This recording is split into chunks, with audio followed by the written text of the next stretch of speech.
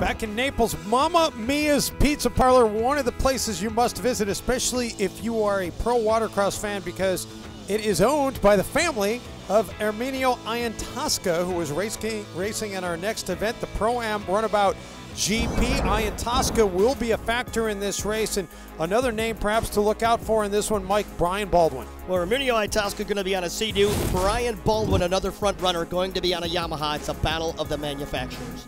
And for more on Baldwin, let's get it down to Mackenzie on the beach. Thanks, guys. Now, Brian Baldwin is just 37 years young. He first saw the sport on his TV in 1987, and ever since then, he just wasn't able to get enough. And he also builds all of his own machines, so let's see if he can win with one of them today. And there it is, the start underway, and a pretty good start off the line for Erminio Iantosca. And there's a look at Iantosca as he makes his way towards the split. We'll see whether or not he can pull the hole shot, looking awfully fast right now as he took that inside split. And Iantosca able to get through and gets your hydro turf hole shot. Looks like 109, Eric Francis out of West Palm Beach, Florida, on the Kawasaki, going to wrap it up in second. And then I do believe Brian Baldwin on the 502 machine on the Yamaha, coming through that right side chicane in third. Iantosca, an 8-time national champion, 2-time world champ. And guys, he's trying to atone for a poor performance here in Naples last year. Finished 5th in his division after he had a breakdown in a race. And he has all week long been working towards getting some atonement, and a fantastic job getting off the line at the start of this one. Erminio Iantosca jumped that Sea-Doo off the line there as he went down that hole shot, ran a flawless inside split, came through those buoys, and when we blended together on the merge, Iantosca pulling off that HydroTurf hole shot. Iantosca, last year was his first chance to race in his hometown when his machine broke down, so he's been looking forward to this for a long time. And he said earlier this week leading up to the race, he said, quote, "I've got a lot better equipment this year. I'm confident I'm not going to get 5th this year." Well, you know, interestingly enough, Dave, yesterday in the qualifier, Iantosca pulled a killer hole shot, but only went about 100 yards and then broke. He actually changed an entire motor out overnight last night. There you see second place right now, the 109 of Eric Francis out of West Palm Beach, Florida. So Eric Francis down the front straightaway in second, 502. Brian Baldwin out of Catawba, North Carolina on his factory Yamaha, holding on to that third position.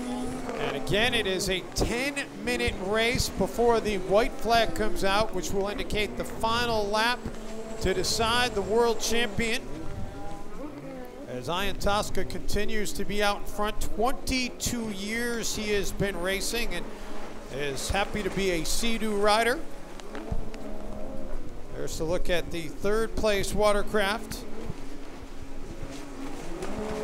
Boat number 502, Brian Baldwin, riding for Yamaha. He's going to run the inside split section as he's currently holding on to that third position, trying to make a move on Eric Francis on the 109, who's in second. Baldwin off the inside split, not going to be enough this lap. Baldwin takes pride in building all his own machines. And Brian Baldwin, 37 years old, has been racing for 18 years. And he saw it on TV in 1987, and he was hooked. Knew it was what he wanted to do. And guys, I saw as Baldwin came out of that split, coming down the front straightaway here, his motor shut down for just a beat. He looked down at it, and it got hot again, and it relit. Something's up. And that's certainly going to put something in the back of your mind as well. Yeah, absolutely. Now you're listening for anything unusual at all. There's a look at the second place boat of Eric Francis. Eric Francis on the 109 machine, coming off the outside split section. Now there's a lapper between he and Erminio Iantosca, your current leader, so Francis is going to have to get by that lapper as Brian Baldwin on the 502 machine, still back there in third, trying to close that gap. And guys, for Francis, this is his second race of the day. He also rode in the Pro-Am Runabout Box stock race. And what kind of toll does that take on your body when you're hitting the water twice in a span of a couple of hours? You know, this is the class that is probably the most physically demanding, in that there's so much. I mean, some of these things have in excess of 400 horsepower, 0 to 60 in just over 2 seconds, I think. The G-forces in the turns are just unbelievable. So to try to hang on to that after you've already run a race prior to the day is really something. The athletic ability that it takes to be able to control these watercraft and the nerves it takes to be able to hit the throttle as much as you need to hit it to go around the turns. I mean, anybody can hit the throttle when you got a straightaway, but when you're still riding that throttle going around a turn, that's when you really have to have control of your machine. Well, we talked about the G-force that is actually going on in the body and in the machine as they go into these corners. Erminio Iantosca still out in front with Eric Francis trying to close that gap in second and Brian Baldwin on the 502 machine in third. And these machines can reach speeds up around 90 miles per hour. Absolutely. These machines in the closed course racing will be pushing 85 miles an hour, pushing 90, right around in there. Earlier in the week, we had machines in the hydro drags do over 100 miles per hour, Dave. That is a whole lot of horsepower out on the water. So down the front straightaway, looks like Erminio Iantosca, your current leader, Brian Baldwin on the 502 machine, currently holding on to that second position, and 109, Eric Francis slips back to third. And we have passed the halfway mark, so less than 5 minutes remaining now before they will put out the white flag. And Iantosca, continuing to be out in front, wants to continue to maintain this lead. And second place continues to be Brian Baldwin. Yeah, Baldwin had made the move and gotten by Eric Francis, and now that he's made that move, he's really starting to close that gap on Iantosca. There's a lapper in the way. Iantosca goes to the outside split section, Brian Baldwin to the inside, trying to close that gap and not get caught up in lap traffic. And when you're in the lead, how do you use that lap traffic to your advantage? You know, at that point, I don't think you even think about trying to strategize. You just want to get by him any way you can. In a perfect world, they've seen the blue and yellow flag and they move over for you. Sometimes, though, you will get tied up behind him. It can be very frustrating when you've got somebody coming up behind you and you can't get by. The split section is where it all happens. Mackenzie Thurkill is on the beach. So let's join her now. Mackenzie. Yeah, thanks, guys. Now, earlier in the broadcast, we talked about forearm pump. And what that is that as these guys are trying to muscle the skis around their buoy, their forearms actually go numb with how heavy they are. Now, Larry, I know this class wasn't your specialty, but I cannot imagine that it's very comfortable. No, you know, when you feel your arms going away and you're trying to hang on to these beasts, you know, it's the last thing. You try to take your left hand, get it off for a second, try to shake it out, but they're so powerful, so fast, you don't want to let go. And so many of these riders, in addition to training on their watercraft, they have to spend a lot of time in the gym just getting themselves physically fit to be able to handle the watercraft. Well, a lot of the racers, have a regiment. They get up in the morning, they run, they lift weights, they go to the lake, they spend time with their machine, with their mechanics, dialing in the machine so that they can be that fast when they come to an event like this at the World Championships.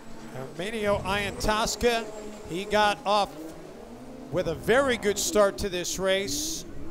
The HydroTurf hole shot belonged to him, and he's got a very, very good lead right now as he looks to try and hold on to winning another world title. And the native of Naples, Florida, happy to be doing it in front of his home crowd. He's got a lot of home support here at the lake today.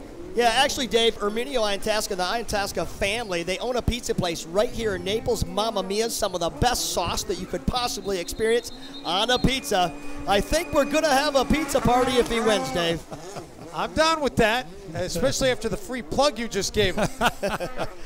Well, I'm known for my freebies. So down the back straightaway, you see Brian Baldwin on the 502 machine trying to close that gap on Iantosca. Iantosca going to run the outside split section. Here comes Brian Baldwin off the inside section on the Yamaha. It's Yamaha against Sea-Doo right here. You see Iantosca as he makes his way through that outside split. And Iantosca getting the number one as he goes by, which means 1 minute to go, and the white flag will be coming out shortly.